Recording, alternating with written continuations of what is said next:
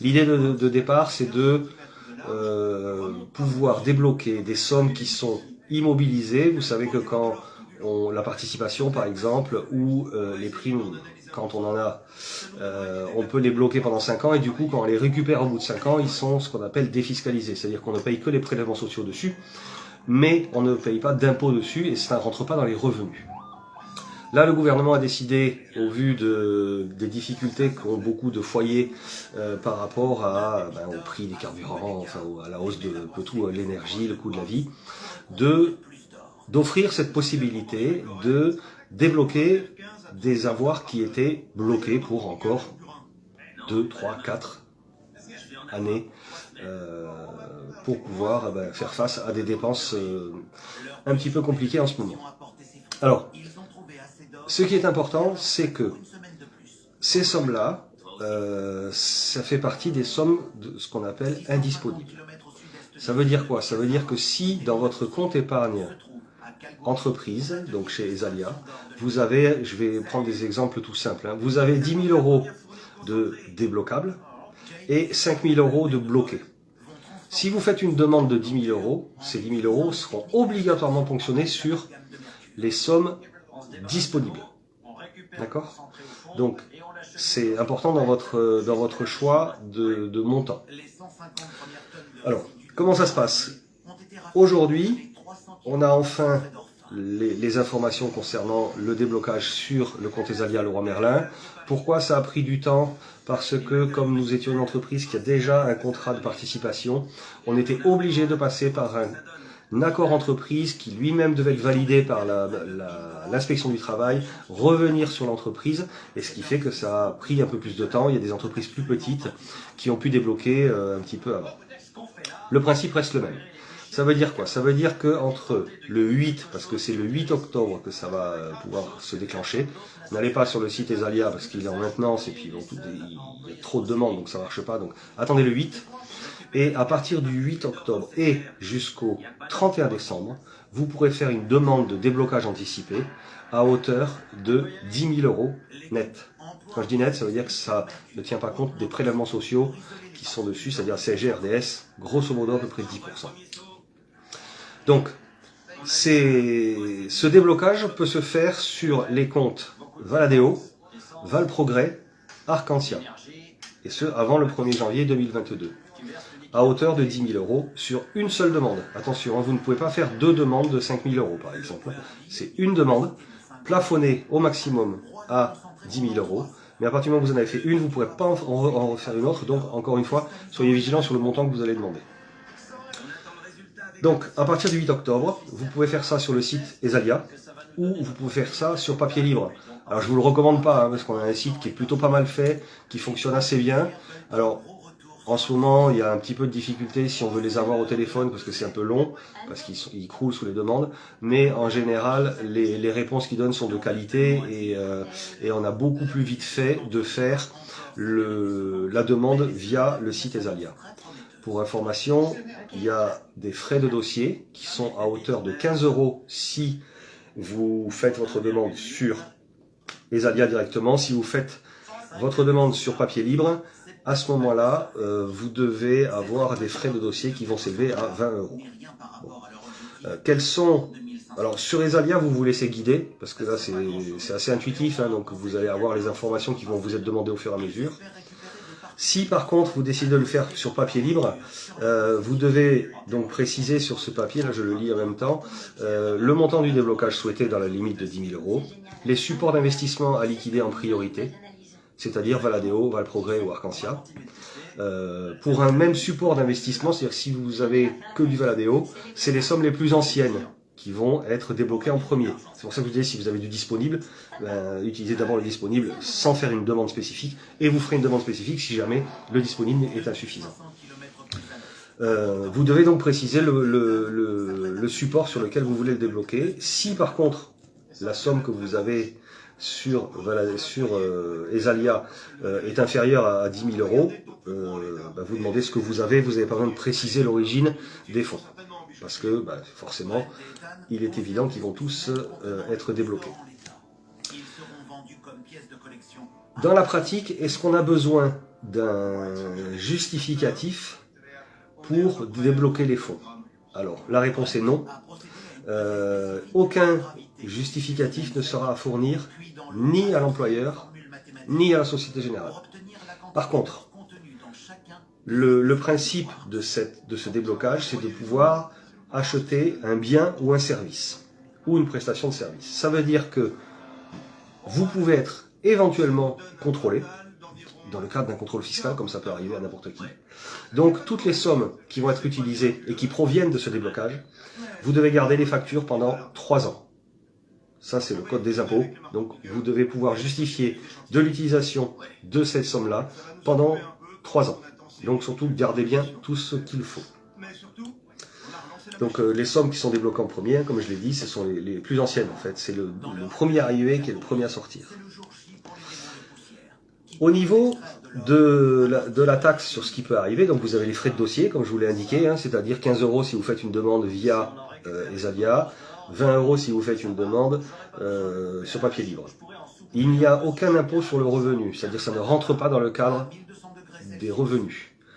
La seule chose qui peut arriver, c'est une plus-value qui sera assujettie aux prélèvements sociaux, c'est-à-dire que si vous avez c'est un peu le même principe quand on fait un déblocage anticipé, par exemple pour acheter une résidence principale, on a le droit de le faire aussi.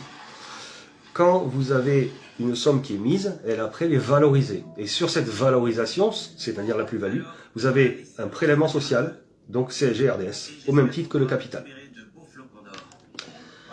Ce qui est important, c'est qu'il y a des choses qu'on peut faire avec et il y a des choses qu'on ne peut pas faire avec. Alors ça veut dire quoi? Ça veut dire que les obligations en fait de vous qui allez débloquer, c'est de financer l'achat. Là, je cite le texte qui n'est pas forcément bien écrit, mais bon, c'est comme ça, il faut faire avec. Financer l'achat d'un ou plusieurs biens ou la fourniture d'une ou plusieurs prestations de services. Donc ça, c'est suffisamment vague pour pouvoir laisser de la souplesse dans l'utilisation. Mais il y a aussi des choses que l'on ne peut pas faire avec. Alors, je vais vous les citer et je vais vous expliquer pourquoi. L'utilisation de cette somme-là ne peut pas servir à un remboursement de prêt. C'est-à-dire un prêt à conso, un prêt immobilier, un prêt étudiant. Ça, c'est interdit de le faire. C'est interdit aussi de prendre de l'argent sur Esalia et de le mettre sur un autre produit d'épargne. Et c'est interdit également de réinvestir cet argent-là dans des biens immobiliers locatifs. C'est-à-dire, on est vraiment sur la spéculation. Hein. On n'est pas sur « j'achète ma maison principale », ce qui n'a rien à voir. En fait, ce que veut éviter le législateur, c'est le côté « je prends pour investir ». Le législateur, s'il a débloqué et qu'il a permis ça, c'est pour dire « je prends pour utiliser », parce que je fais face à des difficultés financières. De la même manière, et on verra comment on peut ensuite fonctionner autour de ça, le paiement des impôts ne peut pas faire partie de l'utilisation des fonds qui sont débloqués. Encore une fois, l'administration fiscale pourra vous demander des preuves d'utilisation de ces sommes-là pendant les 3 années qui suivent le déblocage. Alors, on va prendre un exemple simple. Je suis à découvert de 4 000 €. Je veux utiliser l'argent bloqué et débloquable du coup pour combler mon découvert. Là, c'est pas possible.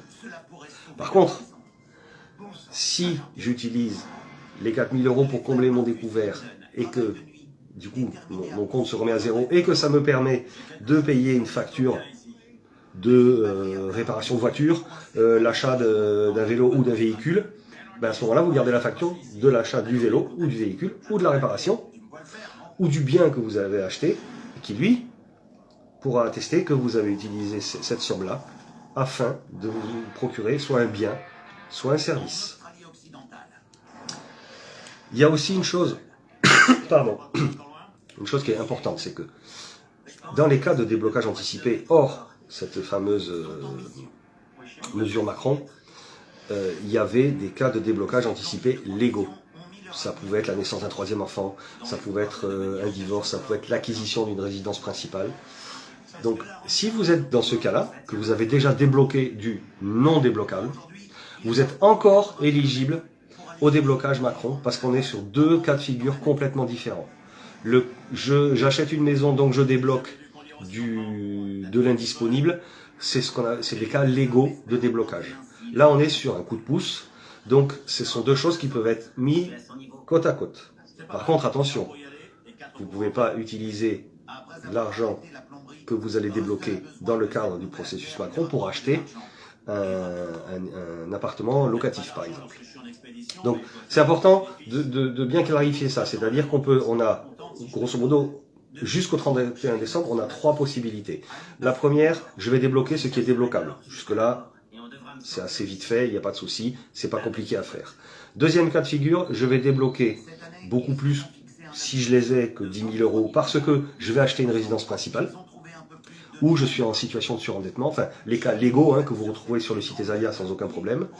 Et le troisième cas de figure, c'est je voudrais pouvoir acheter un véhicule parce que le mien il est hors service, mais je n'ai pas les moyens actuellement. Donc je vais te faire utiliser ce que me permet de faire les législateurs, c'est-à-dire faire un déblocage exceptionnel entre le 8 octobre et le 31 décembre, à hauteur maximum de 10 000 €, qui me serviront à acheter mon véhicule.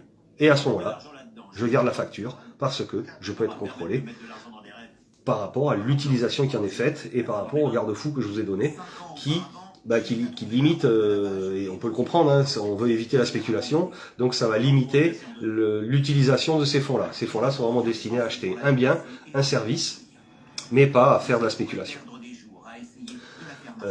Vous allez retrouver aussi en partageant cette vidéo, et je vous encourage à le faire, vous allez retrouver sur le site FO Leroy Merlin aussi un pas à pas par rapport au déblocage. Donc là, c'est l'entreprise qui a fait ça. C'est des captures d'écran, donc ça simule grosso modo ce que vous êtes en train de faire sur Esalia, et ça permet d'avoir des indications pour ne pas se tromper dans les cases qu'il faut remplir et qui vous permet d'avoir votre déblocage. Le déblocage en général sur Esalia, à partir du moment où votre demande est validée, on va dire c'est entre 8 et 10 jours. Il se peut qu'il y ait un petit peu plus de temps pour le déblocage, vu que on est 28 000 collaborateurs qui potentiellement peuvent être concernés par ça. Donc ils peuvent avoir on va dire un nombre de demandes qui soit assez exponentiel par rapport à cette mesure-là, surtout à partir du 8. Donc voilà, ça peut être un tout petit peu plus long. Vous pouvez avoir le site aussi qui peut être un peu ralenti. Moi j'y suis allé aujourd'hui, il était en maintenance, donc ça marchait pas. D'une manière générale, ça va assez vite, c'est assez bien fait.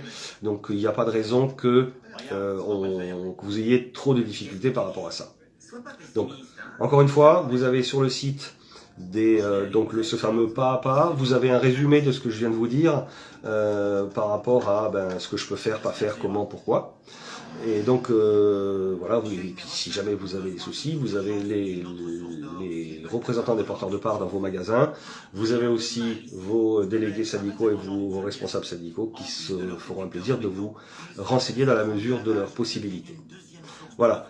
J'en ai fini avec ce petit chapitre spécial déblocage anticipé de l'épargne salariale. Donc n'hésitez pas à aller sur le site pour voir les informations que je vous ai données. Surtout vous likez et vous partagez, parce qu'il y a encore une fois ça a été décidé assez rapidement. Je le fais un peu sur le vif là par rapport à ce qui se passe au niveau des documents. Donc partagez autour de vous. Et puis je vous dis à très bientôt, certainement pour vous parler de l'évolution de la reconstruction de l'accord ARTT qui est en cours actuellement. Voilà, je ne m'étale pas trop dessus parce que on est vraiment sur les prémices, sur les bases, donc ça sert pas à grand chose que je m'étende là-dessus, mais je manquerai pas de revenir vers vous dès que ce sera un petit peu plus précis. Voilà, je vous souhaite une bonne soirée à tous et j'espère que cette vidéo vous a été utile. Bonne soirée.